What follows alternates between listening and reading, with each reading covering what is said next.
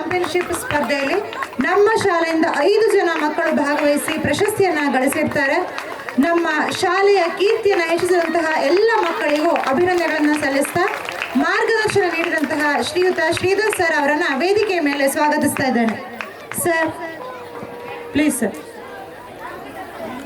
ಅವರಿಗೆ ನಮ್ಮ ಶಾಲೆಯ ಪರವಾಗಿ ಅಧ್ಯಕ್ಷರಾದಂತಹ ರೇಖಾ ಭಟ್ ಕೋಟೆಮನೆಯವರು ಸನ್ಮಾನಿಸಬೇಕಾಗಿ ಕೇಳ್ಕೊಳ್ತಾ ಇದ್ದೇನೆ.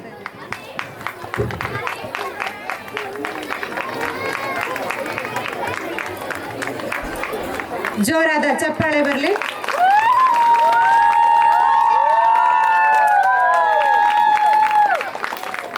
ಅವರು ಕಲಿಸಿದಂತಹ ವಿದ್ಯೆ ಮಕ್ಕಳಿಗೆ ಖಂಡಿತವಾಗಿಯೂ ಮುಂದೆ ಜೀವನದಲ್ಲಿ ಉಪಯೋಗಕ್ಕೆ ಬರ್ತದೆ.